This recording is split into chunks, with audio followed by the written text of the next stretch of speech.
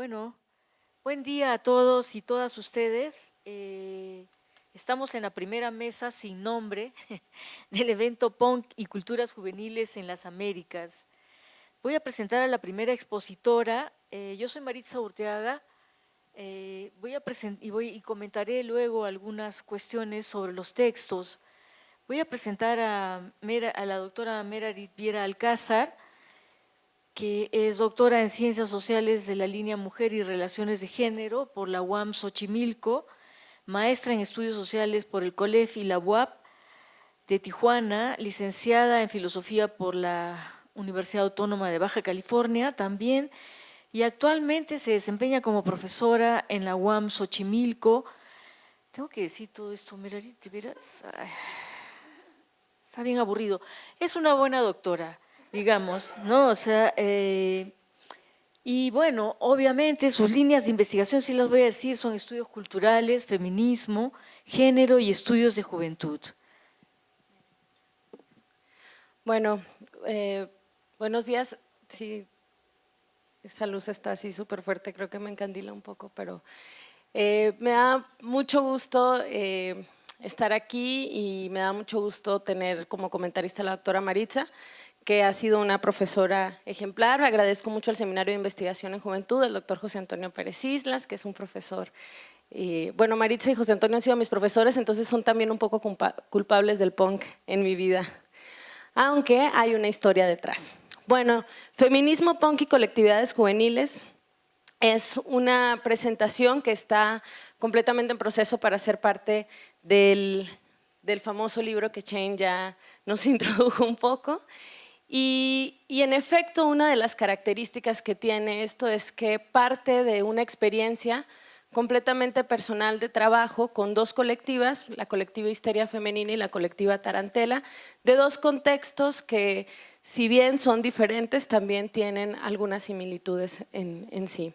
La colectiva Histeria Femenina es una colectiva que se conformó aquí en la Ciudad de México, prácticamente como colectiva con posicionamiento político el año pasado, y la colectiva Tarantela es una colectiva que es de Tijuana y que tiene operando como tal desde el 2016, entre el 2015 y el 2016 más o menos. Creo que es muy importante contarles un poco desde dónde viene el proceso de enunciación, de la reflexión de esta experiencia compartida y colaborativa entre ambas colectivas. Y una de ellas es que parto de un análisis completamente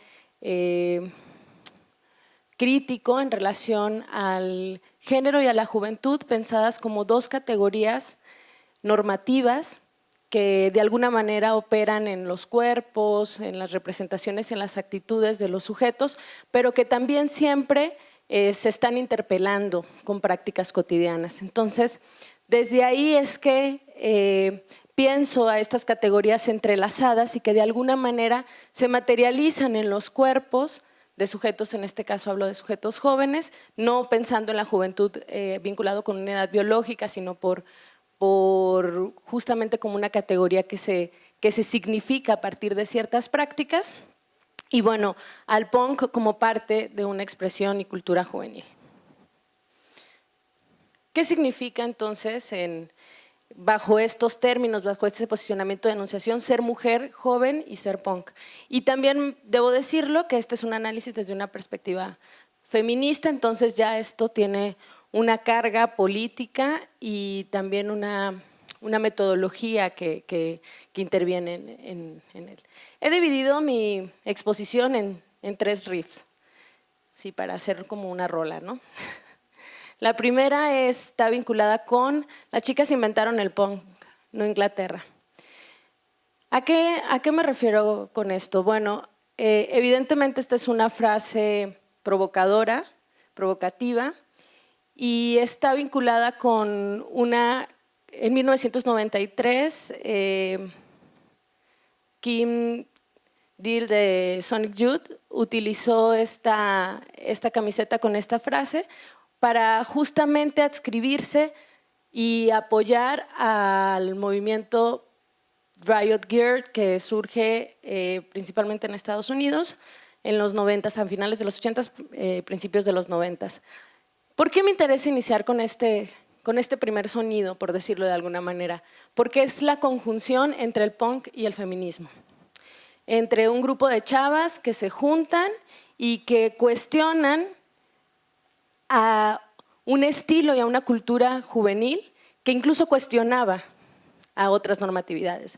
Sin embargo, cuando este es visto desde una perspectiva feminista, pues revela que también dentro del punk hay representaciones femeninas y hay normatividades hacia las mujeres que las siguen vinculando con la domesticidad, que las siguen vinculando con el ser la novia, la groupie, la fan, pero poco como una protagonista dentro del movimiento punk rock, ¿no? Entonces, pues me parece importante mostrarlo como un antecedente dentro de la configuración de colectividades de mujeres dentro del punk, el movimiento Riot, y que también de alguna manera tiene implicaciones dentro del punk que surge en México, que es el contexto específico desde el que yo estoy hablando, pero que surge con otras particularidades, ¿no? Y esto es fundamental decirlo.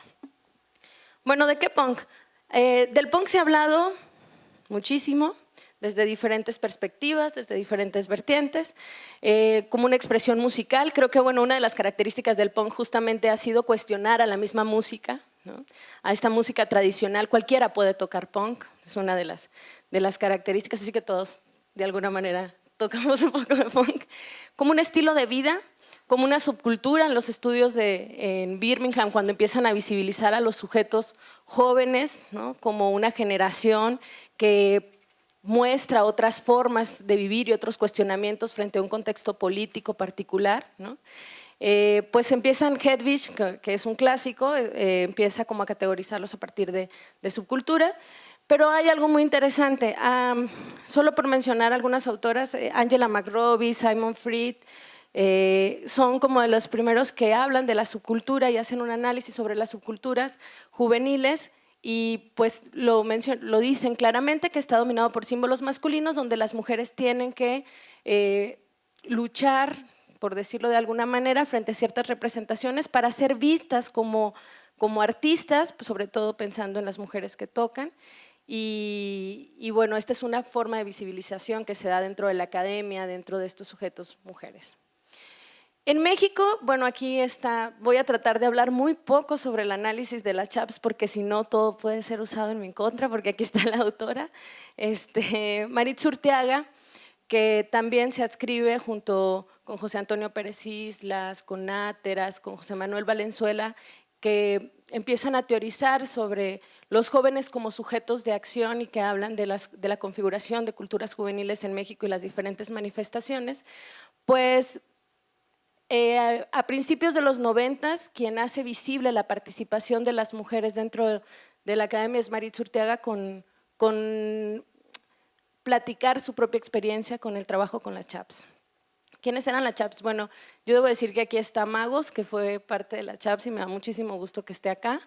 Eran las chavas activas punks y que bueno, ellas fueron muy importantes porque al mismo tiempo que se estaba dando el movimiento Riot Gear en Estados Unidos, ellas estaban teniendo prácticas muy similares en México, no necesariamente posicionadas desde el feminismo, pero sí bajo un reconocimiento muy fuerte de la diferenciación entre ser mujer en el punk. Y pues mediante prácticas artísticas como hacer fanzines, hacer tocadas, donde ellas fueran las protagonistas, donde las mujeres fueran las protagonistas, tuvieron una banda de punk rock llamada Virginidad Sacudida, pues hacían una reflexión profunda sobre la conciencia del cuerpo y la sexualidad de las mujeres y las identidades diferenciadas entre los hombres y mujeres en el punk. Quisiera ponerles un video que me mandó Magos antes de hacer esta presentación y que me parece importante, va a ser un pedacito que se llama Sirenas al Ataque, algo sobre una banda que se llama Convulsiones, donde la vocalista es la Zapa y Zapa fue también parte de las chaps.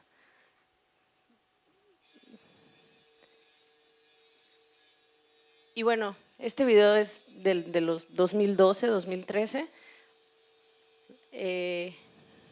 y refleja mucho del contexto del ser mujer en México también. y en Latinoamérica y en las Américas. No sé si se escucha. Un pedacito por ahí.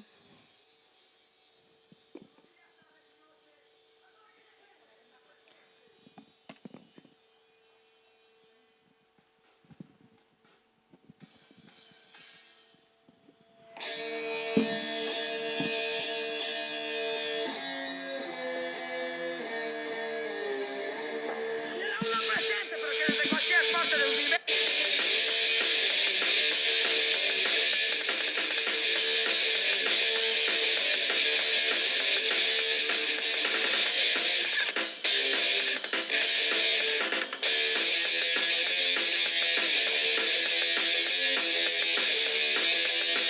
El denaro es cittadino. Ataviadas con estoperoles, pero de singulares colores. Sirenas al ataque, sirenas al ataque, sirenas al ataque, sí. Sirenas al ataque, sirenas al ataque, sirenas al ataque, sí.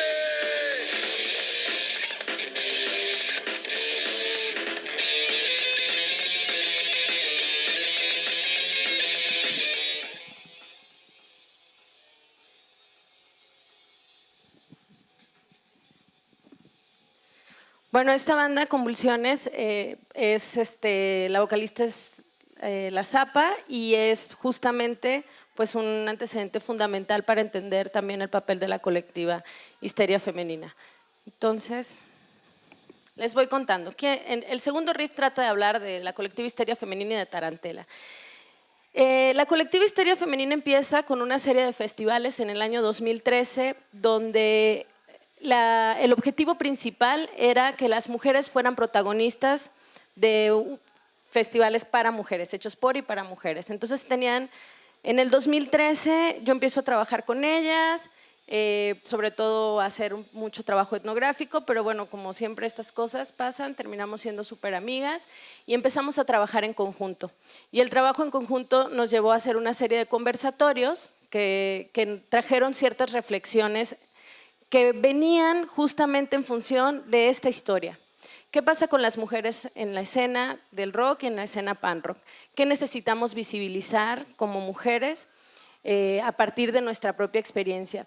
Y hicimos varios conversatorios en conjunto en espacios de socialidad juvenil que no necesariamente eran espacios académicos, justamente con la idea de reflexionar en estos espacios y apropiarnos, que la apropiación viene a ser también parte de las reflexiones de cuestionamiento de estos grupos.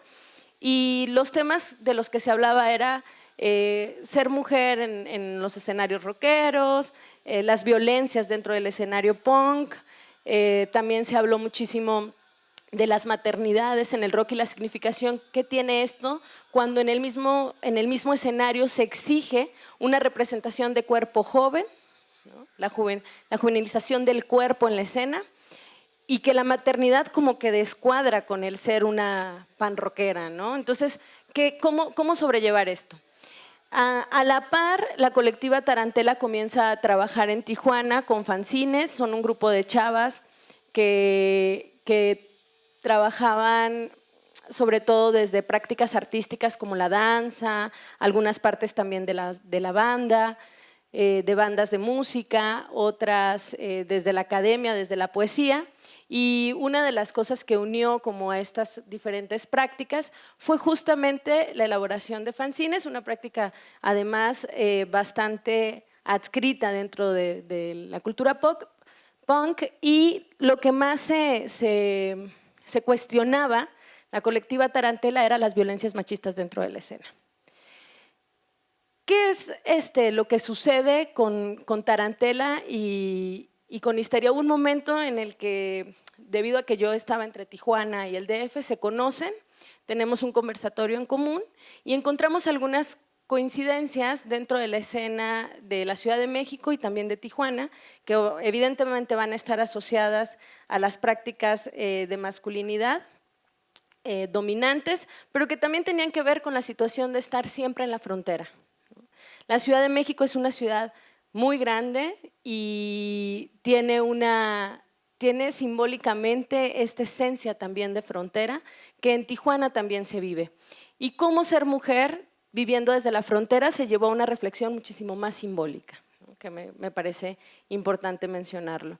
Y estas fronteras que se viven también entre el género, entre la juventud y la otra generación, entre las mismas mujeres. Se habló muchísimo también del tema de la sororidad, ¿no? Que tenía que ver con un posicionamiento político claro dentro del feminismo, pero que la sororidad también cuestionada dentro de las relaciones cotidianas, ¿no? O sea, realmente todas tenemos que ser amigas, ¿no? ¿Qué nos une? O cómo se construye la amistad dentro de ciertos posicionamientos políticos en el punk a partir de sus propias prácticas. Debo decir que hay muchas reflexiones que todavía tengo en función de esta autoetnografía que les cuento, que están en proceso, pero que me parece importante como irlas enunciando y, claro, empezar a abrir el diálogo. Algo fundamental es que la manera en la que yo trabajé con las chicas fue completamente desde una participación colaborativa, con una metodología feminista donde se priorizó completamente sus experiencias, sus voces, donde tuvimos diálogos en conjunto y pues les cuento ahora que lo que les estoy platicando es la experiencia con mis amigas, ¿no? Con la colectiva Histeria, tanto con la colectiva Tarantela, se formó una relación afectiva muy fuerte que nos unía a partir de ciertas búsquedas y ciertos cuestionamientos frente a la posición de ser mujer en la escena, en el pan rock, de diferentes posiciones, ¿no? El tercer riff son algunos encuentros y desencuentros de hacer y ser colectividad, justamente, tensiones que surgen en este proceso de hacer colectividad, en estos procesos reflexivos. Y uno de ellos es, por ejemplo, la autogestión está vinculada principalmente en dos dimensiones. La primera en relación a hacer prácticas artísticas, organizar tocadas, donde las mujeres sean las protagonistas. Hay una necesidad fuerte de hacer colectividad entre mujeres para poder representarnos como tal, ¿no?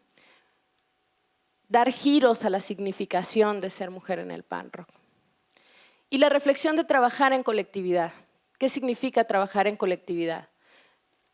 Posicionándonos como mujeres feministas, lo que nos trae a un debate fuertísimo sobre qué significa el feminismo en el pan rock, cómo vivimos el feminismo desde diferentes trincheras y desde diferentes luchas. No hay un solo feminismo, hay diferentes formas de ser feminista. La juventud se arrebata en relación a sus prácticas como mujeres en el pan rock, vinculadas con el ser la esposa, ser la hija, ser la madre. Los espacios de socialidad no son apropiados, esto fue una de las cosas que más se habló, son usados porque por derecho nos pertenecen a hombres y mujeres. Entonces, hablar de reapropiación de espacios ha sido algo que se cuestionó bastante, sino ¿por qué nos tenemos que reapropiar de un espacio que por derecho también nos pertenece? En este sentido es que construyen territorios, construyen alianzas que se configuran en redes, que son móviles, que a veces están en acuerdos, pero también muchas veces en desacuerdos y que hacen que estos territorios confluyan de maneras pues bastante entre fugaces y entre permanencia. Termino, muchas gracias y le paso el micrófono a la doctora María. Gracias, Merarit, por ser tan puntual en tu tiempo. Vamos con la segunda y luego la tercera ponencia, luego haremos un comentario y luego dejaremos que el público pueda preguntar o comunicarse con los ponentes. La que sigue es Olga Rodríguez Ulloa, ella es profesora asociada de Cultura y Literatura Latinoamericana con especialidad en el área andina en Lafayette College, Pensilvania. En realidad es una excelente escritora, por lo que he leído de ella, ¿no? Y ha estado trabajando fuertemente, hace muchos años ya, en las implicancias sociales y culturales de la escena punk rock peruano de los años 80. Ella misma va a explicar qué situación fue esa y ha publicado artículos. También trabaja muchísimo a través de la poesía y de la novela, como es el caso que nos va a presentar. Sí, como dijo Maritza, esta presentación titulada Putas y Punks en una novela hardcore es parte de un trabajo más extenso sobre masculinidades en el punk peruano y las relaciones de los punks con las mujeres y el deseo sexual y amoroso. Hoy voy a analizar solamente una novela que se llama Nuestros años salvajes, de Carlos Torres Rotondo. Creo que es el tercer slide, el siguiente, el otro. Ya, esa es la novela, aparecida en el año 2001. Entonces, la narrativa de ficción sobre la escena subte y hardcore producida por escritores que fueron productores y seguidores de la música es quizá el lugar que más extensamente se ha permitido explorar sobre subjetividades y masculinidades punk limeñas y sobre los tipos de deseo representables para la época. Por obvias razones de extensión del género, la novela no solo permite, sino que crea un espacio para la descripción detallada de los tipos de punks y sus relaciones. El rasgo crítico más saltante que definió el discurso de la escena punk limeña de los años 80 fue sin duda su crítica política y social que se alineó con los discursos de esta índole del punk global. La obscenidad y la excrescencia sirvieron como figuras para elaborar el retrato de una sociedad en decadencia como lo fue la limeña peruana de ese tiempo, además de estar afectada por la crisis económica global que golpeó particularmente la región latinoamericana, atravesaba el episodio más violento de su vida republicana, el enfrentamiento entre el Partido Comunista Peruano, conocido como Sendero Luminoso, y el Estado peruano. De tal modo que el discurso crítico, musical, visual y textual de este punk, dentro y fuera de los escenarios, se concentró en denunciar la corrupción de la política partidaria, la represión y el racismo estructural a la sociedad peruana. Poca tinta y grito gastaron los punk limeños, en su mayoría hombres, en cuestionar los roles de género o siquiera explorarlos. Después del auge 1985-1986 y su consiguiente estallido en los medios masivos, la escena se parte en dos, cediendo a las tensiones raciales y de clase que son tan propias de la historia y la sociedad peruana.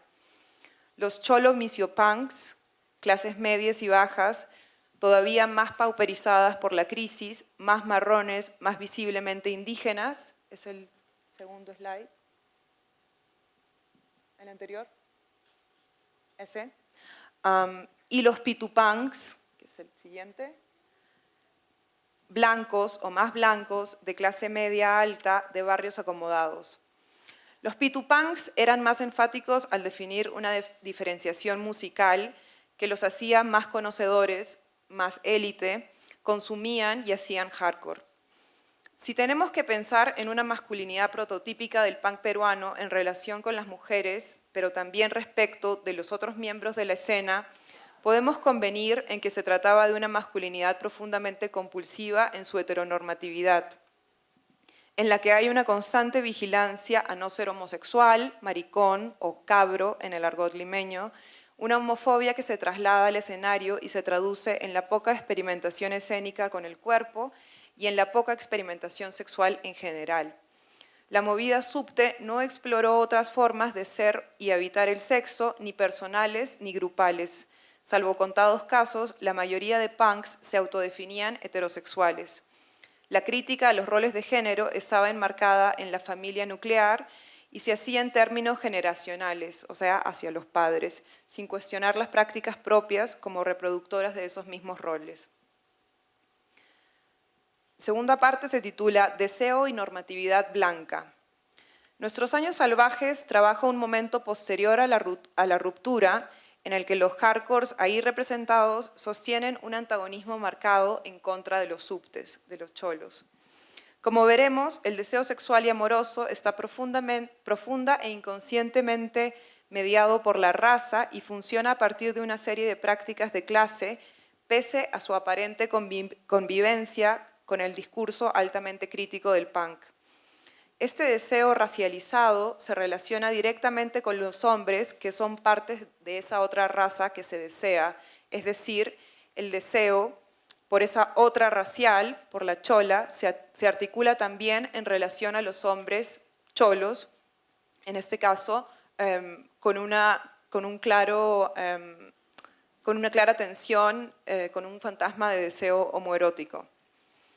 Como una construcción subjetiva, personal, o como una serie de prácticas que tienen una dimensión social, el deseo se configura desde normatividades raciales, culturales, de género, que se sitúan en la historia, pero también en geopolíticas particulares y que se despliegan en los múltiples escaparates de la cultura, reforzando y fortaleciendo sus mandatos y sus bordes. Debido a su importancia en la cotidianidad de las rutinas individuales y grupales, a su trascendencia en la conservación de la especie y su rol en el sistema de trabajo, la normativa del deseo, y particularmente la del deseo sexual, es clara y efectiva, invisibilizando y castigando todo aquello que considera como afuera.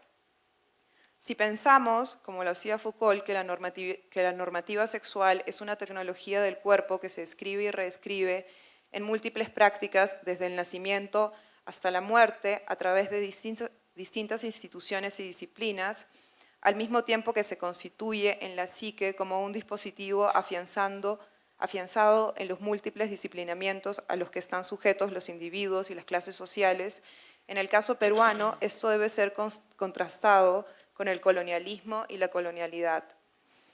En ese sentido, la mujer indígena es el cuerpo y la sexualidad que la normativa escribe de manera más violenta. Múltiples estudiosas han señalado que desde los primeros años de la colonia, estas mujeres eran objeto de transacción entre europeos y nativos. El sexo con la indígena, la mestiza o la chola ha estado siempre a disposición de ambos grupos, dependiendo, por supuesto, del estatus socioeconómico. La india chola pobre está sujeta a mayores violencias. Para aquellas que eran objeto de transacción y cuyo valor decrecía con el uso sexual, la prostitución terminaba siendo la única opción viable de sobrevivencia.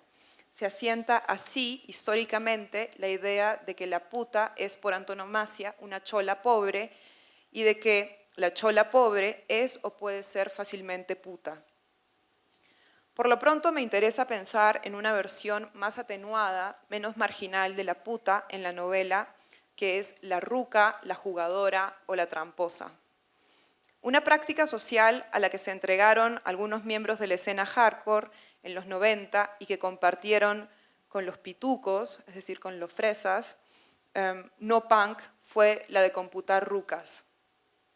En el argot limeño, computar quiere decir abastecerse, proveerse, conseguirse. También se usa para las drogas, por ejemplo. Nuestros años salvajes ahonda en la dinámica social de lo que significa computar una ruca o una jugadora. Implica que los hardcore blancos de distritos de clase media o alta bajen a barrios más pobres, a discotecas malolientes, con música pacharaca, de mal gusto, a flirtear, besar, pachamanquearse, tirar con cholas. La sordidez del ambiente prefigura la sordidez colonial del encuentro en una discoteca que se llama sintomáticamente La Factory y a la que se desciende con toda la carga simbólica que este movimiento sugiere. Las citas. Uno descendía por las escaleras y ya estaban las trampas arrodilladas, viendo la manera más rápida de bajarte el cierre del lompa. A diferencia de la puta, la ruca no cobra. Los punks blancos creen que en el pago de la ruca, o lo que ella saca del intercambio sexual furtivo y temporal, es el acceso al cuerpo masculino blanco y con ello al mundo blanco de la clase media. Los punks que computan rucas creen que ellas ven en esta transacción la fantasía de una vida por fuera de su mundo cholo. Las rucas fabularían matrimonios e hijos blancos. El matrimonio como el único medio de ascenso social permitido a las mujeres dentro del patriarcado es sancionado en términos de raza. Gran parte de la superioridad que se detenta en relación a la ruca jugadora marrón viene de la ficción de conocerla completamente, es decir, de tener un discurso sobre ella, su estupidez y su simpleza, su color de piel, su procedencia, su falta de plata, su deseo de ascensión social, su oportunismo, sus gustos y sobre todo su mal gusto. La segunda cita dice, guachafitas, marocas, pampas, rucas, tramposas, es lo mismo para distintas épocas, aprovechar nuestras ventajas. Ernesto, el primer y principal narrador, traza elocuentemente la historicidad de ese semblante de la ruca chola, de la chola de moral laxa, que no cobra, que sueña con un futuro blanco, cuyo semblante es recurrente en la literatura peruana escrita por hombres blancos. En el juicio que se cierne sobre la ruca resuena la palabra huachafa, o peor, huachafita. Se trata de apuntar su mal gusto, que es, obviamente, como toda acusación de mal gusto, un juicio de clase que paradójicamente puede ser un rasgo muy punk. El cuerpo de la India o de la chola está situado y es prefigurado por una espacialidad binaria. El narrador habla de adentrarse a la otra orilla, una ciudad todavía más gris que la Lima de la clase media, más pobre, más sucia, pero también más real, con una vida otra que ofrece liberación para los hardcore. Es ahí donde se puede ser más fácilmente otra cosa sin estar sujetos a la mirada o al juicio de clase. En la tercera cita dice, descubrirás ciudades fuera del hueco en el que siempre te mueves, conocerás vidas que jamás creíste que existieran, verás que todo no es como imaginas, lo que piensas es puro rollo, ¿para qué seguirles la corriente? El discurso acusa la mentira en la que vive la mayoría pituca blanca en un país violento, empobrecido, de mayorías cholas e indígenas. El ruquerío es el experimento social y violento que se permiten los hardcore pitucos cuando el lazo con el otro subte ya no funciona. El sexo con la ruca es una manera de remarcar una violencia sexual y de clase a través de una performance que se burla abiertamente o que quiere dominar a la ruca, pero también en un sentido más complejo puede ser parte de un deseo de enmendar la ruptura con la otra, el otro racial. Indirectamente es una forma hardcore de joder simbólicamente a los subtes a través de joder literalmente a sus mujeres. Al mismo tiempo que ese querer joder es también querer conectar. En términos de la exaltada realidad de la guerra, este deseo pituco expresa el deseo de seguir dominando y al mismo tiempo de obtener un reconocimiento de esa otro rebelde. Una ansiedad por no sentirse tan odiado en un momento no solo de fragilidad masculina, también de fragilidad pituca. Aunque la guerra afectó de una manera más flagrante material y físicamente a las mayorías mestizas e indígenas y en menor medida a las élites, supuso también un embate simbólico para estas, un momento en el que su privilegio se ve claramente amenazado y la novela de Torres Rotondo da cuenta de esa inseguridad de clase. En 1992, el atentado de un complejo residencial en la calle Tarata, en el barrio Pituco de Miraflores, confirma violentamente esto y funciona como una presión de clase contra y para el gobierno de Fujimori, permitiéndole a este el uso de una violencia más indiscriminada y también dándole carta blanca a su neoliberalismo económico. Si por un lado el encuentro con la ruca es en cierta medida un acercamiento a ese otro subte, la relación con ella presenta sus propios peligros, a veces no tan evidentes. Las rucas son proletarias de la feminidad en términos de Depend, porque la feminidad normativa en el Perú es patrimonio de las mujeres blancas. Las rucas, por cholas, nunca serán bellas, si acaso cholas ricas, deseables, bonitas, pero nunca bellas a secas. La novela desliza repetidamente la idea de que las cholas son solo ese cuerpo femenino, receptáculo que se desea, al cual no se puede acceder desde la propia clase, porque las chicas blancas están llenas de tapujos sexuales que vienen de su clase y de su religión. Los hardcore critican ese conservadurismo frente al cual se posicionan como víctimas. Si las blancas no estuvieran tan llenas de prejuicios, ellos podrían tirar dentro de su clase. Como esto no es posible, tienen que recurrir a las cholas. Ninguno de los protagonistas de la novela se plantea que es quizá esa marca racial, cultural y de clase la que les despierta la libido. No solo se tiran a las cholas porque las cholas son fáciles, también porque son cholas. La serialidad en los encuentros de la Factory refuerza la idea de la fábrica en la que el cuerpo marrón de la ruca chola está ahí desde tiempos coloniales para ser gozado, comprado, vendido, empeñado, transado, apropiado, agarrado, penetrado, golpeado y un largo etcétera. ¿Para qué buscar la calidad? Dice la siguiente cita. ¿Para qué buscar la calidad si tienes la cantidad? Hay crédito infinito para probar. No hay dinero en la transacción con la ruca, pero hay un capital social que se comparte. Si eres blanco o tienes plata, hay un acceso libre a los cuerpos femeninos cholos. Este es un consumo colonial actualizado por la no regulación neoliberal noventera. La otra cara de esta superioridad, asentada en la certeza de saber, conocer y en última instancia haber construido simbólicamente a la ruca, que soporta la masculinidad hardcore heterosexual, es justamente el peligro del deseo de la ruca, que emerge episódicamente y es también una amenaza a la masculinidad. Ese sitio es como el infierno. Siempre tenemos que caer ahí y bajar las escaleras. Ya sientes la lujuria, el sexo de las mujeres como arañas, la luz mortecina que despierta el sentido del tacto. A la próxima debería entrar con lentes oscuros para que las trampas no se peleen por agarrar conmigo. Aunque teñido de alarde e impostura, el discurso de tu padre, así se llama el personaje, deja entrever el peligro del deseo de la ruca, cuyo sexo animalizado acecha como araña, una araña negra, peluda, que muerde. Si bien se supone que las rucas están, al igual que las blancas, infectadas con el discurso del matrimonio, la familia y el ascenso social, ellas, a diferencia de las otras, se permiten más libertades sexuales. Tu padre va a la factory, dice el personaje, utiliza siempre el mismo método y levanta con seguridad. Ningún romanticismo de esos que te inflan el pecho se compara a una noche de sexo salvaje, te lo garantiza tu padre. ¿Ves estas heridas en mi brazo? Me las hizo una jugadora la semana pasada. Son la prueba de lo que pasó, por si lo dudas.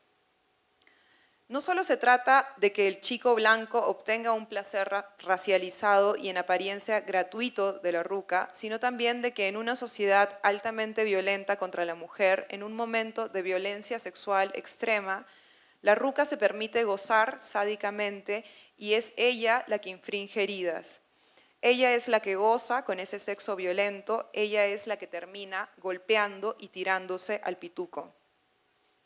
El deseo sexual de la chola es literalmente una zona oscura y peligrosa para el orden simbólico del chico blanco porque fetichiza su privilegio. Es decir, el deseo de la ruca toma como objeto el cuerpo blanco fetichizándolo y hace suyo con el sadismo la fantasía de una revancha. Resulta entonces que, no solo en un plano práctico, el hardcore se somete a la ruca porque nunca la tiene tan segura, hay incontables momentos en las novelas en las que las rucas rechazan a los pitucos, sino incluso al consumarse la conquista que se planteaba racializada, violenta y desigual en su método, el deseo de la ruca, lo que ocurre en la cama, puede sorprender, desacomodar, vulnerabilizar la ya frágil masculinidad pitupunk.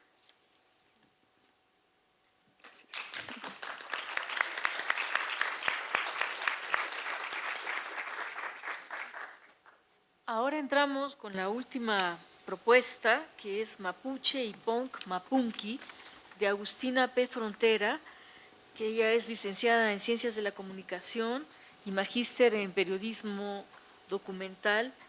Es periodista cultural y especializada en género. Ha publicado libros como Una excursión a los mapunkis, no sé pronunciar la X, La central del sentir y Para llegar al piso. Además trabaja como productora audiovisual y ha estrenado documentales como Este sitio inmundo, un documental sobre los cerdos y peces. Bueno, también audiovisuales feministas como Caja de herramientas. Por favor, Agustina. Bueno, buenos días. Tengo el pañuelo acá de la campaña nacional por el derecho al aborto legal, seguro y gratuito, que hace tan solo una semana en Argentina el Senado Nacional nos negó el derecho a poder decidir sobre nuestros cuerpos a las mujeres y personas gestantes. Solo esa mención y comienzo. Bueno, como comentaban, voy a hablar de una investigación que inicié hace aproximadamente 10 años. Era mi tesina de la licenciatura en Comunicación de la Universidad de Buenos Aires. Y elegí el tema de los mapunkis. ¿Qué son los mapunkis? Son mapuche punk.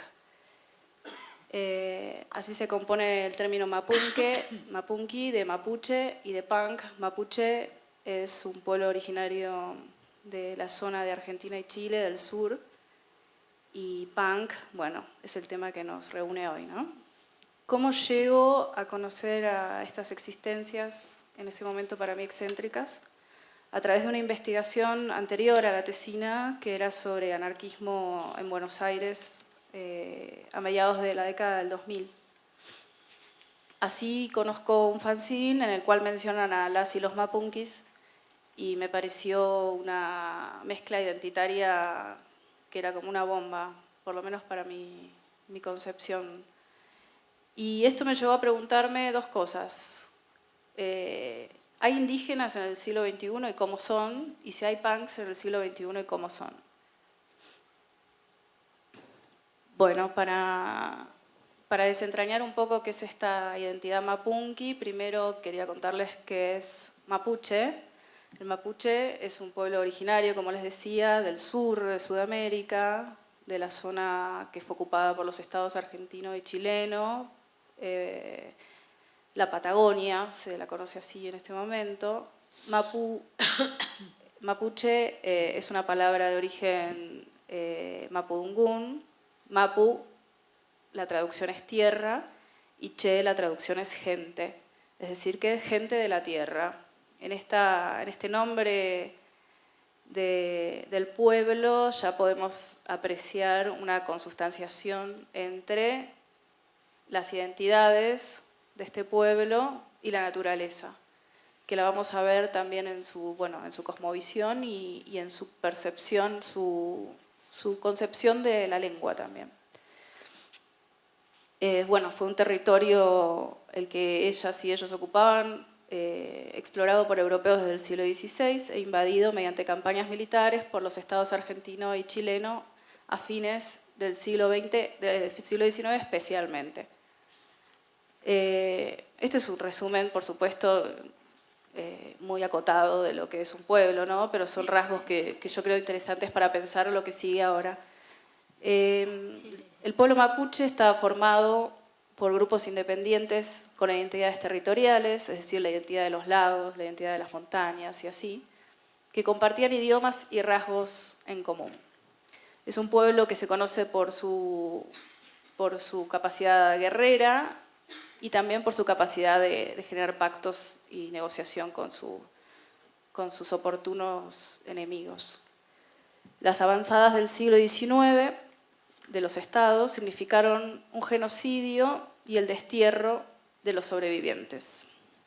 El destierro es muy importante en esta investigación porque, por un lado, hubo destierros hacia otros territorios también rurales, pero que no tenían que ver con la idiosincrasia de esas comunidades.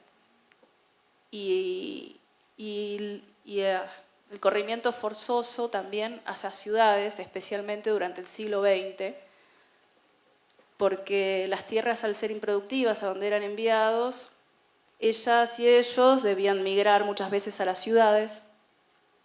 Y acá empieza el problema que yo traigo, que es el mapurbe, y dentro del mapurbe el mapunki. Mapurbe es mapuche urbano.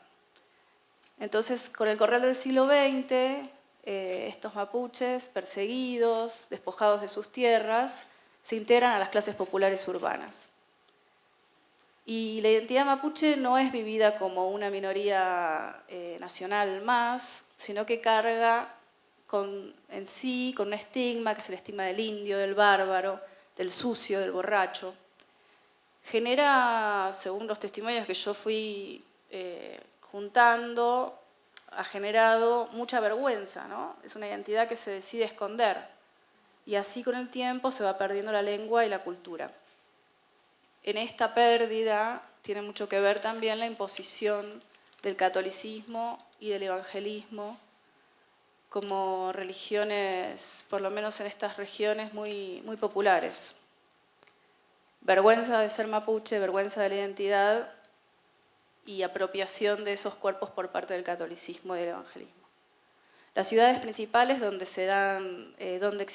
viven hoy actualmente, durante el siglo XX también, las y los mapuches son la 9ª región en Chile, Santiago de Chile, Bariloche, Neuquén, Bahía Blanca y distribuidos en todo el Wallmapu, que es el país mapuche que está como acostado arriba o la Patagonia está acostada arriba de ella.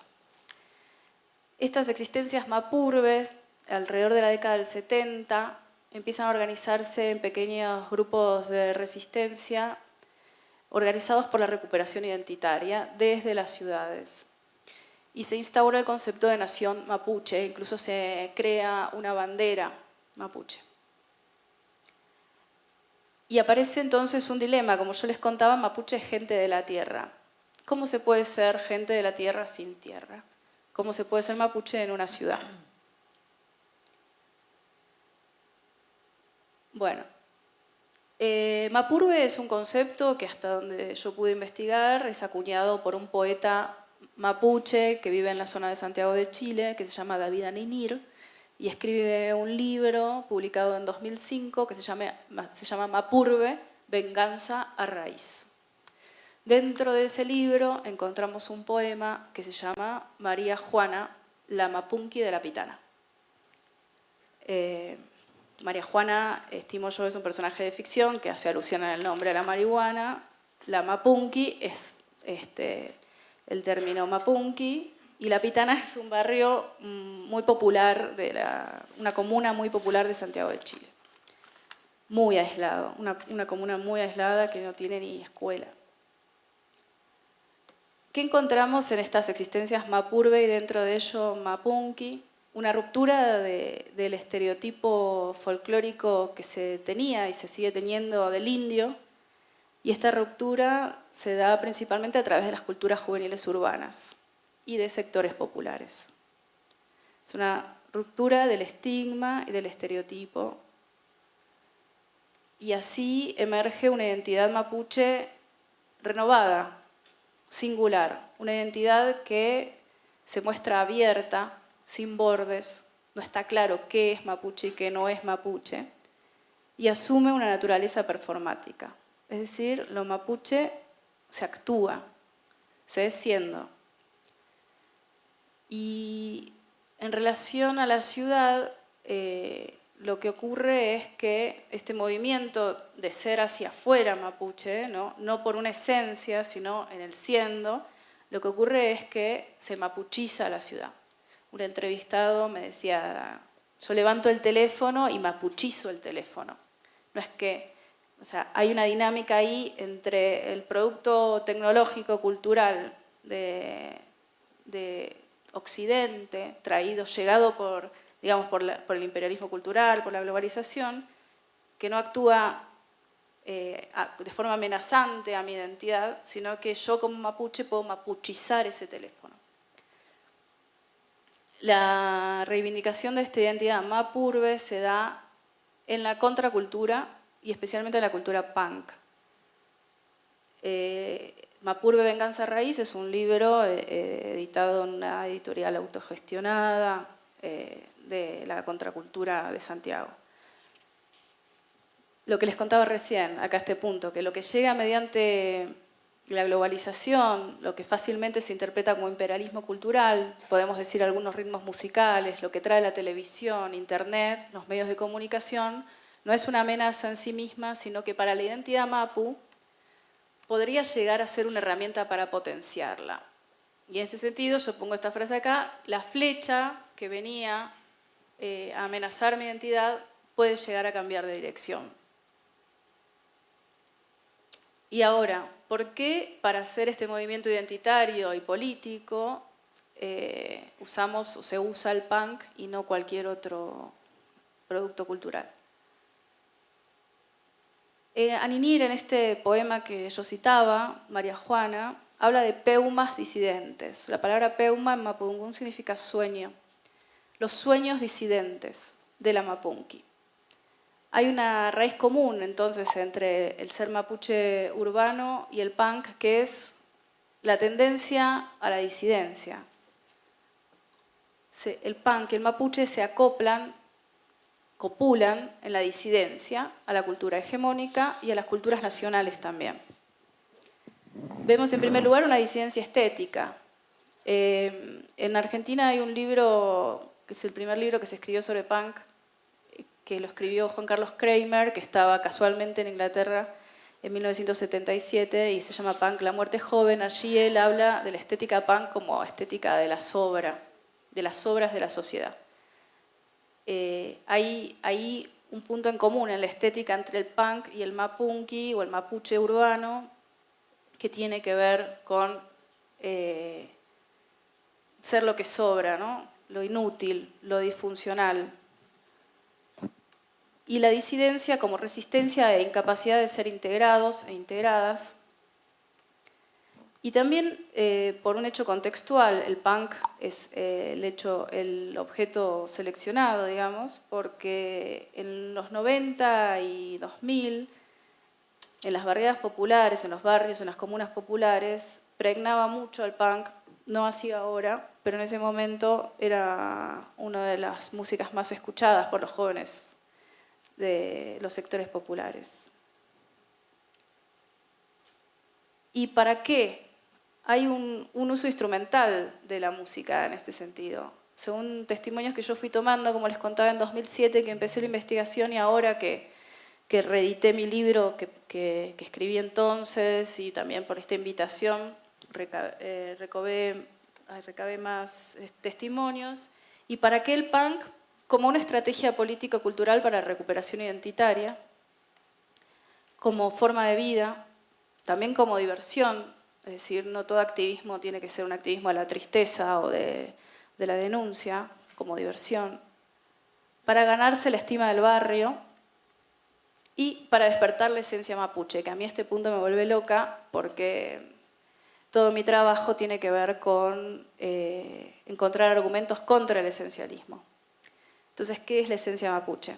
Yo me pregunto, si los estados que quisieron aniquilar a los mapuches a través del dispositivo de la raza buscaban unirlos, unir la heterogeneidad que significa un pueblo en una raza para forjarlos así como enemigos y poder ir en contra de ellos, ¿por qué ahora los mapunkis le cantan a la esencia mapuche?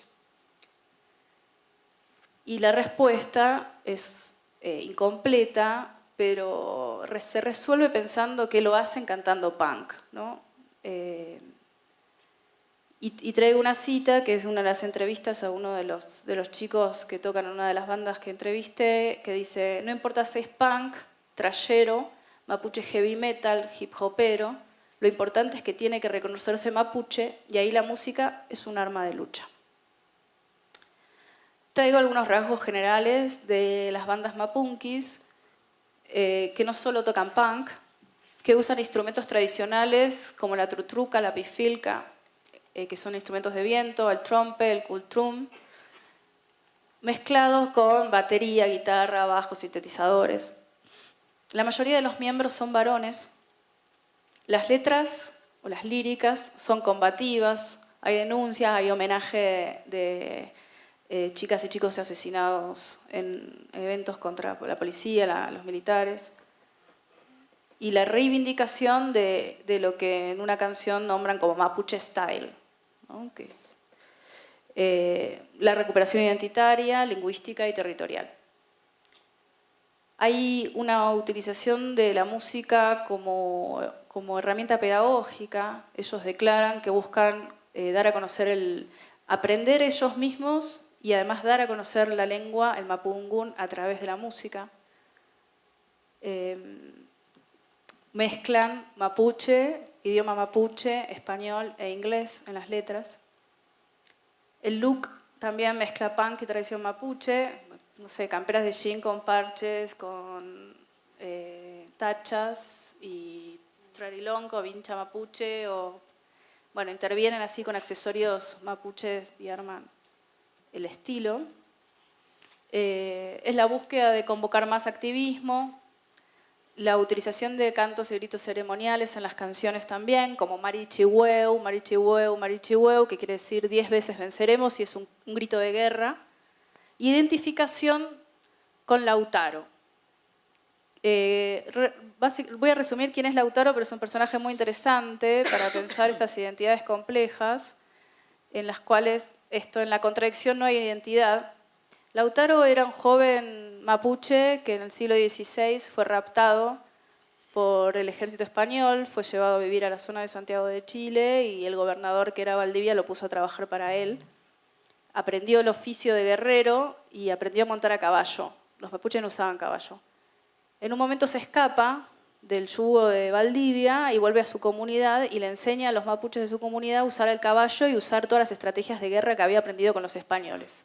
Esas estrategias de guerra que le robó a los españoles, las usó contra los españoles. Esta lógica lautariana que le digo yo está muy presente. Los chicos y las chicas mapunkis reivindican constantemente porque para ellos hacen eso.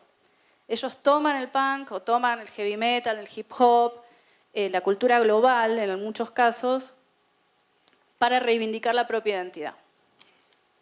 Como un posicionamiento político y una interlocución desafiante con el Estado y con los huincas. Los huincas son los no mapuche. Bueno,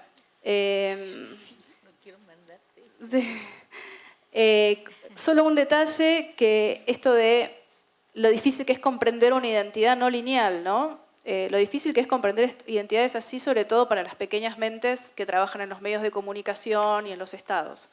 Si es punk, no es indio. Traigo esto, que el caso de Facundo Jones Wala, que no sé si alguien lo ha escuchado nombrar, pero es un lonco, un jefe político mapuche que en la década del 2000 se reivindicaba mapunki y ahora dejó esa estrategia político-cultural para tomar una más fundamentalista, entre comillas, diría él, que es ir directamente al territorio y intentar recuperarlo como sea. Hace un año, Santiago Maldonado, que es un activista anarquista, estaba en una protesta en el sur de Argentina pidiendo la liberación de Facundo Jones Wala, ex mapunki, que estaba preso y el Estado argentino lo desapareció. Esto le dio a Facundo Jones Wala una visibilidad pública muy notable. Y los argumentos de la derecha y de los fascistas y racistas eran: ¿qué va a ser indio si es rockero? No poder comprender que se puede ser mapuche y punk a la vez, no poder comprender que, digamos, las identidades son para todas y todos abiertas, en construcción, performáticas. Si tengo 2 minutos, muestro un videíto, si no, no. ¿No? Bueno, listo, entonces, gracias.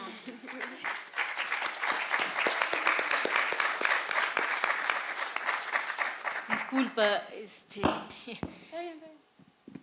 ahorita lo muestras, si quieres, en silencio y puede ir pasando. Yo voy a hacer pequeños comentarios, no era para yo encontrar tiempo. Lo que pasa es que tengo que hacer un procedimiento ahorita y tengo que salir de la mesa. En realidad me encuentro con 3 textos bastante intensos, escritas por 3 investigadoras, que son de disciplinas un tanto distintas, yo creo que unidas por la comunicación, básicamente, ¿no? O sea, periodismo, comunicación, son como el lazo en común de las autoras e investigadoras. Empezaré por las 2 primeras, porque me parece que ahí hay la construcción de ser mujer, ser joven y ser punk, por ejemplo, en el caso de Meredith Vieira, y en el caso de Olga Rodríguez Ulloa, el deseo y la masculinidad subte hardcore, que en el texto lo planteas en 3 novelas. En este caso, aunque tampoco veo muy claramente diferenciadas las 3 novelas, yo voy a hacer comentarios en el sentido de… Esto va a ser un texto, un libro, no sé si puedo aportar algo, me parecen excelentes las temáticas, me parecen bien planteadas, ¿no? O sea, pero sí, de aquí al libro hay un buen trecho. Y tal vez esa sea mi labor, nada más. Yo no voy a seguir el curso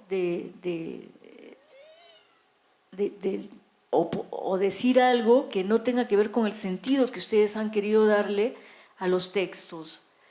A mí me parece que hay algo que por lo menos dos de estas investigaciones comparten, la de Agustina y la de Meredith. Se plantean, por ejemplo, metodologías colaborativas en el sentido de la horizontalidad entre investigador e investigados, ¿no?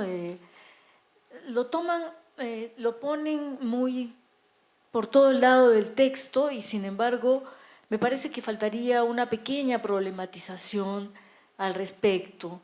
De alguna manera ponen largas pedazos de entrevistas que dicen de la inserción de la voz de las personas con las que conversaron y con las que estuvieron un buen tiempo, en algún caso con una participación muy intensa. Conozco eso, soy antropóloga, no necesariamente hacemos investigación colaborativa, pero siempre se intenta un punto de horizontalidad para poder ingresar las voces y construir interdiscursivamente el sentido del texto.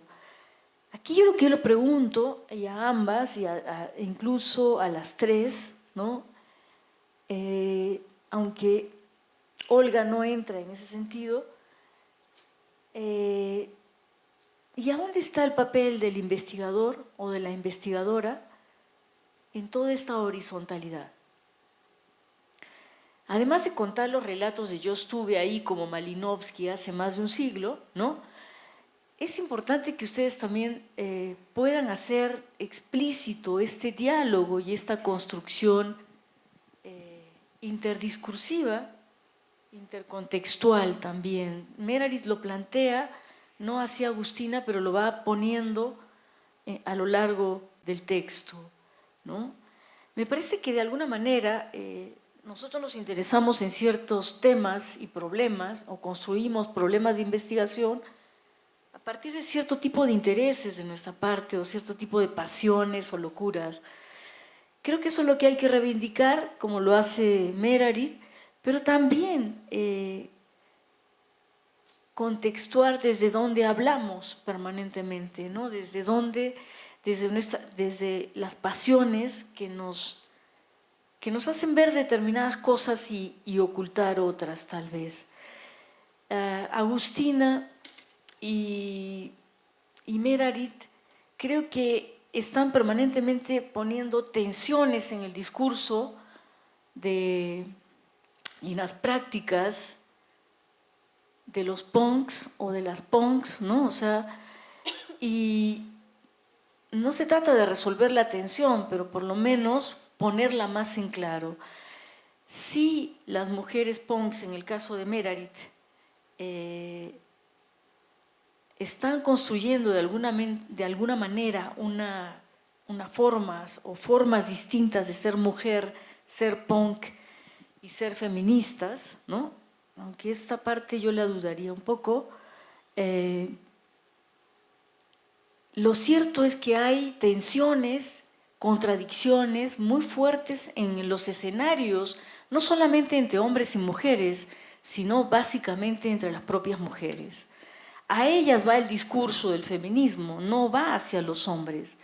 Si bien el feminismo toca la lucha, el discurso a las mujeres más pasivas va en ese sentido, de arenga, etcétera, etcétera, ¿no? Y en el caso de Agustina, yo también veo similitudes en términos de la puesta de ciertas tensiones, por ejemplo, en este personaje Wala, ¿no? Que no sé si lo sacaste en la exposición, pero sí acá.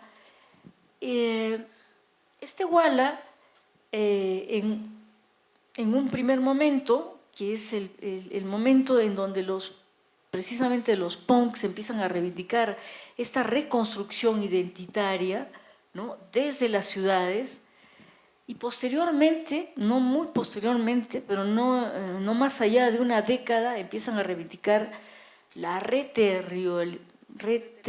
esa palabra espantosa, ¿no? Que no puedo pronunciar, pero que implica reapropiarse nuevamente de un territorio que en la memoria y en la leyenda están presentes, en la leyenda de los más antiguos, de la tradición. Entonces, hay algo que tú permanentemente pones ahí en tensión, que es el cambio de postura de Walla, ¿no? Y creo que no es solamente Walla, hay un conjunto de líderes que salen jóvenes en los 80, 90, que participan de las movilizaciones sociales argentinas y que pasan luego, van al campo, ¿no? De alguna manera, en este movimiento de, como pones al final casi de tu texto, porque no lo pones ahí, o sea, los mapurbes, mapuches y mapunquis tienen que lidiar cotidianamente con un conjunto de procedimientos, desde esta estereotipación de que si eres punk no eres mapuche y si eres mapuche no eres punk, etcétera, etcétera, y no eres urbano, etcétera, etcétera, construidas en el siglo XX, que son un conjunto de representaciones, ¿no? O sea, y que en la práctica construyen a un sujeto que parece deslindarse en su práctica de estos estereotipos, pero que construye un discurso que se aferra al discurso tradicional para poderlo utilizar instrumentalmente, ¿no? Es algo que ya algunos investigadores mexicanos están poniendo sobre el tapete, sobre todo con relación a los estudios de indígenas contemporáneos o los jóvenes étnicos contemporáneos, el hecho de que la pureza, la autenticidad y etcétera indígena está en el museo, pero no está en la realidad. Sin embargo, las cargas que tienen los pueblos indios de parte de los mestizos y los denominados blanquitos, ¿no?, pesa sobre esta construcción y los quiere reconvertir en puros y auténticos e inocentes, salvajes, y tiene que ver mucho también con el cholo indio, del cual habla, de la chola india, de la cual habla Olga en su primer escrito, ¿no? O sea, es un país racializado, que no solamente el deseo se construye racializadamente, toda la interacción social se construye racializadamente en el Perú. Pero en este caso, y voy a pasar al otro lado, bueno, para concluir, me parece que la identidad a estos dos escritos de los que he estado comentando, no es un objetivo, no es un fin de los sujetos. Me parece que el uso instrumental que se puede hacer de la mujer, de la etnia, etcétera, es parte de las estrategias contemporáneas para supervivir en el sentido del futuro que se está construyendo y no el pasado al cual te asignan permanentemente para que te mueras, porque ahí está la muerte, ¿no? La muerte étnica, la muerte como mujer, la muerte, etcétera. Entonces, me parece que hay que ir enfrentándonos directamente y discutiendo esto, porque las prácticas de los jóvenes contemporáneos y de los actores contemporáneos no están en función de ese siglo XX, está en función del siglo XXI. No quisiera usar la palabra hibridizar en un sitio en donde la colonialidad y los discursos postcoloniales tienen más fuerza, pero sí me gustaría precisar, ¿no?, que es necesario enfrentar estas etnizaciones o etnitizaciones y reivindicación incluso de estas feminidades tradicionales por parte de los hombres, ¿no?, en el sentido de esta disputa por construirnos como sujetos contemporáneos, no atados a estas construcciones identitarias, académicas e institucionales del siglo XX, ¿no? No sé si soy clara, perdonen, también ustedes tienen excelentes trabajos en ese sentido. Sí, gracias. Es un tema muy fuerte el que tratas aquí, Olga, el deseo y la masculinidad subte, por varias razones para mí. Yo soy peruana, no vivo en Perú y no lo vivo entre otras razones por las cosas de las que hablas, ¿no? Y me cruzó tu texto, me atravesó emocionalmente, ¿no? Como los otros, pero en este sentido con mucho mayor intensidad. Debo decir que es novedosa tu parte, bueno, novedosa para mí, que soy antropóloga y ando detrás de las personas y de los discursos de otra manera, aunque leo literatura, no agarro este excelente pretexto de estudiar la masculinidad a través de 3 novelas, que la verdad muero por leerlas porque no las he leído, pero que son Nuestros años salvajes, de la que habla en esta de Torres Rotondo, Incendiar la ciudad, de Julio Durán, y Generación Cochebomba, de Martín Roldán Ruiz. Según lo que tú sostienes en este pequeño texto, Nuestros años salvajes pertenece a la mirada pitupunk, ¿no? Y Incendiar la ciudad, de Julio Durán, y la de la Generación Cochebomba pertenecería a miradas de los punks cholos misios, ¿no? Misio es una palabra que indica que no tienes plata, pues, ¿no? No tienes dinero. Ahora, yo sí te recomendaría, esto lo entiende un peruano o alguien como Shane que habla el español peruano, ¿no? O sea, pero no lo entiende la mayor parte de América Latina. Hay que hacer un glosario para poder poner un conjunto de palabras ahí o poner notas al pie de página. Yo creo que un glosario sería más interesante desde Micio, etcétera, etcétera, ¿no? Que podría mejorar en efecto la lectura y también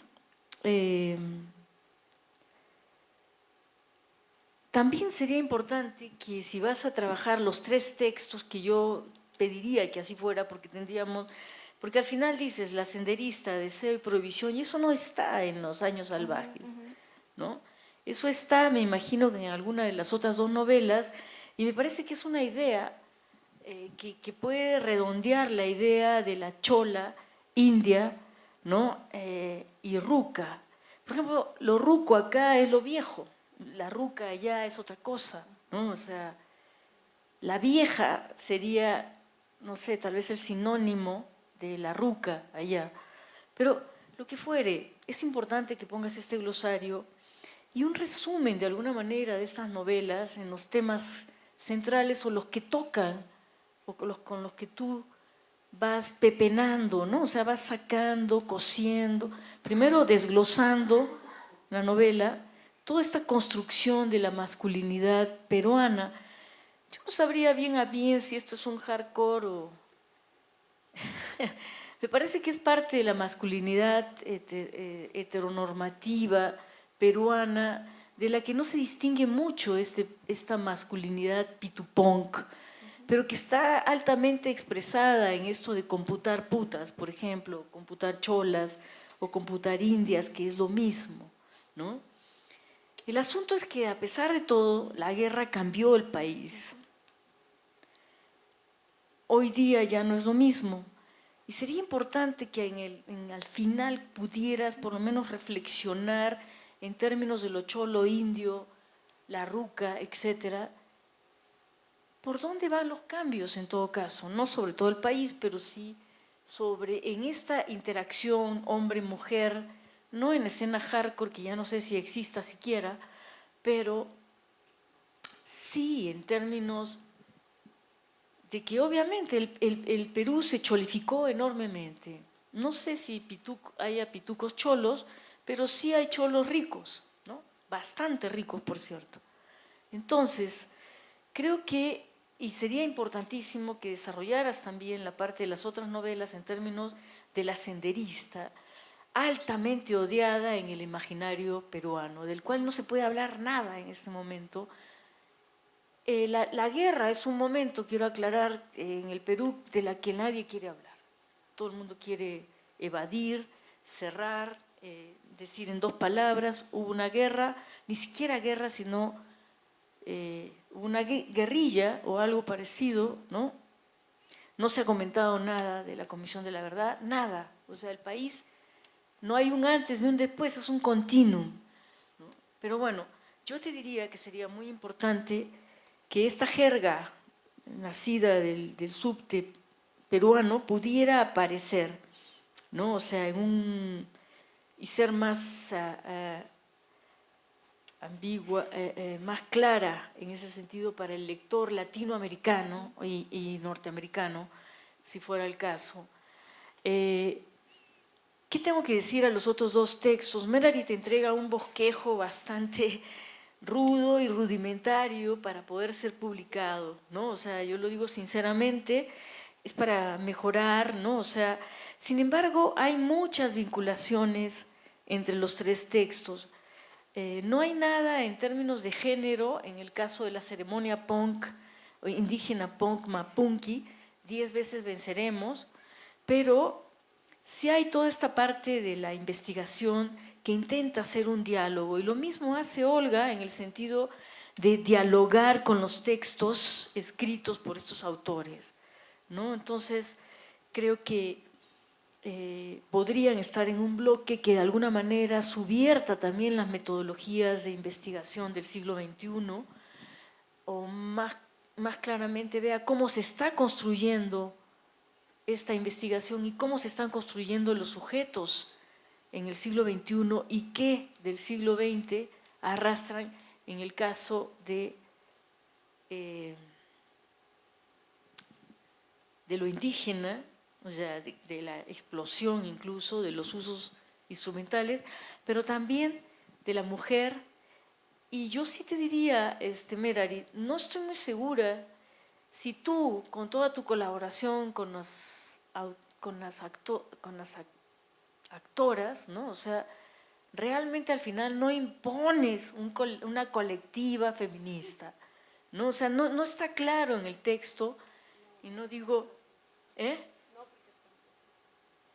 Bueno, desde el primer inicio tú empiezas a insistir en que lo que dicen las chavas es feminista, a pesar de que las chavas dicen nosotros no tenemos nada de feminista. Entonces digo, ¿cuál es el papel del investigador en el siglo XXI? ¿Ponernos como facilitadores, como dice el neoliberalismo? ¿Ponernos de boca para que pisen y nosotros poner las cosas? ¿Cómo intercedemos o cómo discutimos con el discurso del otro? Que también, eso te lo quiero decir, Agustina, ¿cómo discutimos?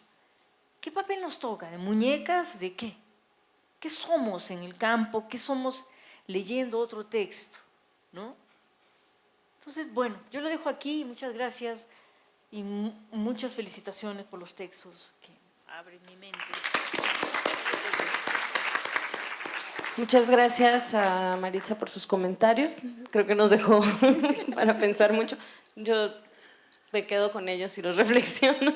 No sé si ustedes quieran comentar algo.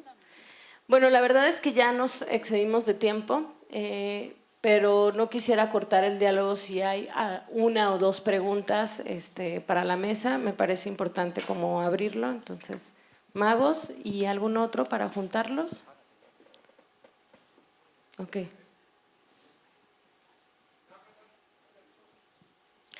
Bueno, pues yo la verdad no me vi reflejada ahí, ¿no? Pero pues yo creo que es muy importante que sí hablemos lo que hemos vivido las chavas punks, lo que hemos dadonos en la madre con todo este pinche sistema neoliberal, y que sí se establezca en estos términos, ¿no? Yo la verdad no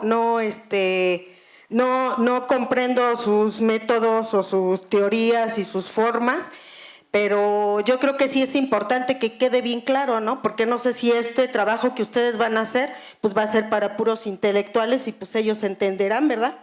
Pero yo creo que también tenemos gente que no entendemos esos métodos y que sí lo tenemos que aclarar, porque ahora sí que la que nos dimos en la madre hemos sido los chavos y las chavas banda que hemos estado desde antaño formando esta forma de vida, este ideal libertario que tenemos, ¿no? Entonces, realmente el que es importante que se establezca y que se hable y que se digan las cosas, pero como son, desde donde lo vivimos, no desde la novela o desde el siglo pasado, ¿no? Sino desde donde estamos caminando y donde estamos parados, porque pues está bien cabrón, o sea, sí, la verdad, han pasado muchas cosas. Nosotros como punks realmente hemos tenido unas batallas muy fuertes. Ahora yo hasta me sentía cuando la compañera me invitó, ¿no? Digo, ay, ahora sí me voy a sentir como mis hermanos animales estudiados, ¿no? Ahí en el laboratorio. Y me decía, no, pues tranquila, que hay que construir algo chido para que también tenga la voz de nosotras y no nada más los métodos, ¿verdad? Entonces, cuando empieza el punk aquí en México, todo mundo, como muchas veces o lo han marcado, pues que somos una copia, que somos esto y que somos aquello. Realmente nadie pudo ir a Inglaterra ni nadie pudo ir a Estados Unidos a traerse el ideal, ¿no? Aquí fue una creación de un movimiento que vino de generaciones anteriores, de luchadores sociales anteriormente, y que los punks venimos a reivindicar esas luchas sociales, que venimos a reivindicar una nueva forma de vida, de vestir, contra ese materialismo y ese capitalismo que existe. Pero también muchos punks nos topamos con la violencia desde la casa, desde la sociedad, desde las racias, desde la policía. Entonces, ¿qué pasó? Pues tuvimos que enfrentarnos, tuvimos que ahora sí ponernos de frente, ¿no? Para poder hacer esto. El hecho que haya aquí todavía un estudio y que en mucha gente hoy se pueda vestir, se pueda peinar, se pueda pintar, se pueda tatuar como quiera, pues ha sido gracias a muchas culturas juveniles anteriores y que a hoy mismo siguen surgiendo. Y que tenemos que decirlo, ¿no? Nosotros como punks creemos que la lucha fue una lucha que rompió muchos estereotipos, porque fue una lucha no por un poder, ni por un dinero, ni por un reconocimiento, ni por un cargo en ninguna institución. Fue una lucha por la liberación humana, porque los punks no solamente luchamos por la identidad de las mujeres, de los hombres, sino también fuimos la voz o hemos sido la voz de los animales, de los vegetales, de los minerales, de toda la creación que tenemos. Entonces, desde que los punks empezamos, junto con otras anteriores generaciones, a crear estas luchas, a querer avanzar, yo creo que fue muy, muy rico, ya que estamos en una universidad y se sigue planteando todo esto, ¿no? Porque sí fue un parteaguas a muchos estereotipos y a muchas posiciones que había dentro de una sociedad y sobre todo a un estereotipo y a un género que nos querían vincular, ¿no? Porque también las mujeres nos costó mucho trabajo. Yo he participado como Chavas Activas Punks, que fue el primer colectivo de chavas que hemos estado aquí. Después como Ciguacitlactona, que es Mujer Estrella de Libertad, donde dimos una batalla muy fuerte como Chavs, como Ciguacitlactona. Y después del 94 nos hicimos Mujeres Rebeldes en Lucha por la Humanidad, haciendo a un llamado a las mujeres zapatistas y nos adherimos a esa ley revolucionaria, porque cuando nosotros como punks hablamos de la autonomía, de la autogestión, pues nos decían, no, esto es utopía, eso no puede ser, eso es un sueño, ¿verdad?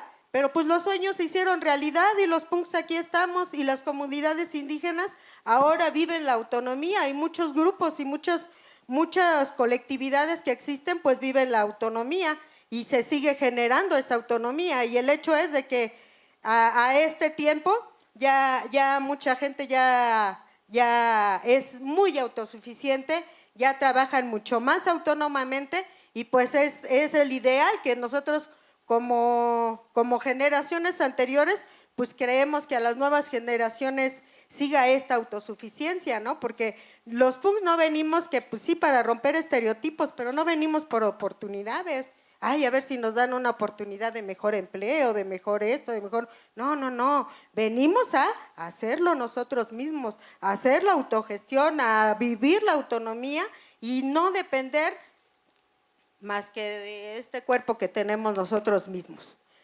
Entonces, como Chavas Punks, la verdad fue una batalla muy fuerte porque como decían algunas compañeras, pues el punk se ve siempre como lo masculino, lo fuerte, los malos, ¿no? Y la compañera a un lado, pues la novia de, la esposa de.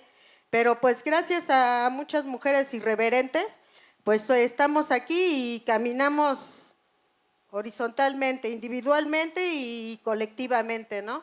Y pues sí nos ha costado trabajo hasta la fecha, ¿no? Muchas veces no se nos invita a eventos o cosas porque no, ahí vienen las rebeldes, ¿no? Cuidado.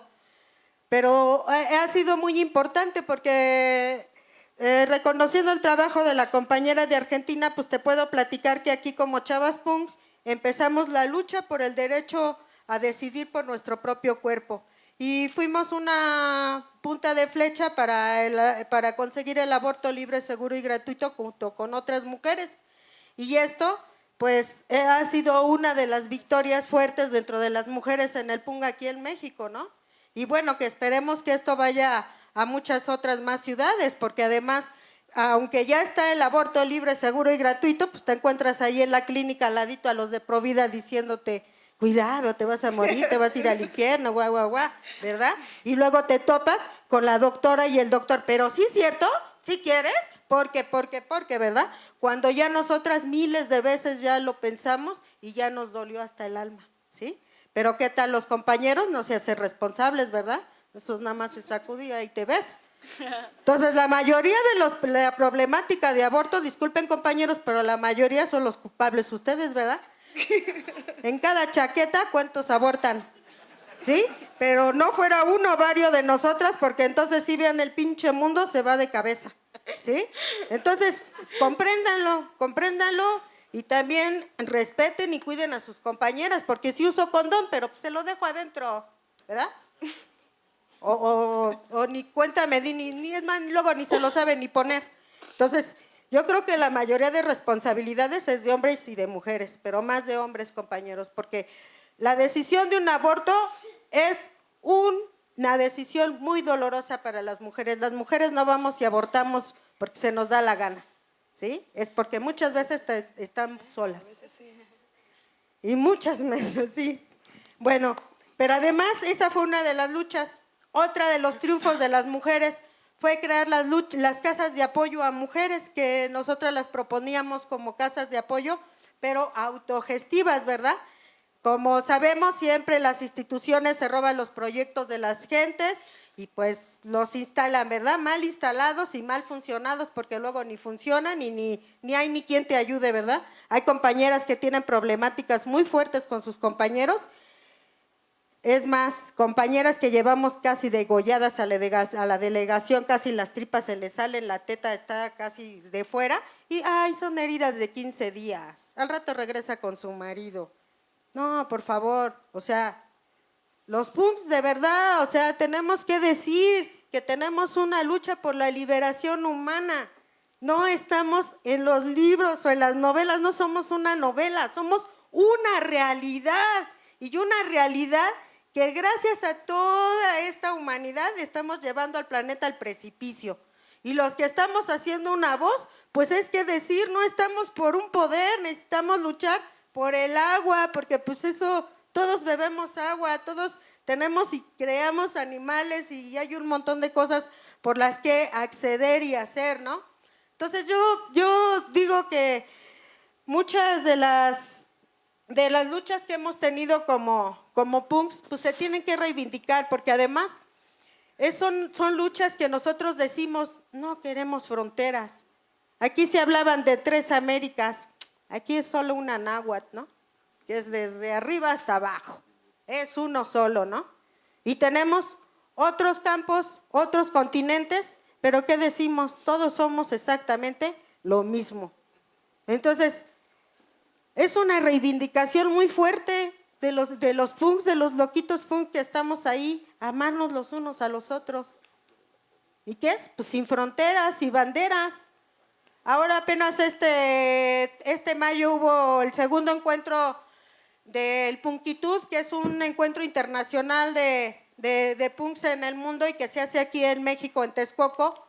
y pues viene gente de todo el mundo, se hacen trabajos, se comparte música, y yo ahí es donde digo, realmente no existen las fronteras, ¿verdad? Realmente tenemos que romper las barreras y tenemos que romper los muros físicos, mentales, espirituales del entorno en el que vivimos y en el que estamos.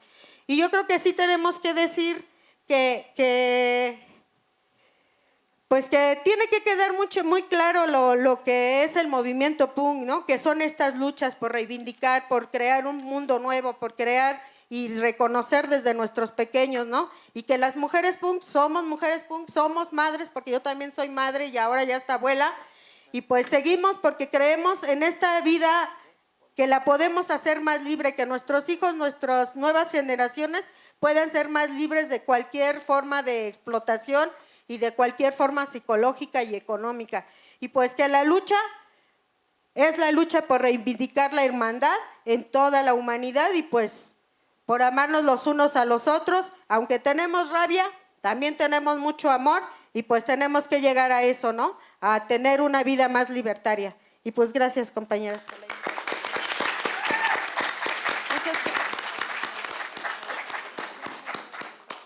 Muchas gracias. Cerramos la mesa 2, 3 minutos para empezar la siguiente porque estamos sobre tiempo.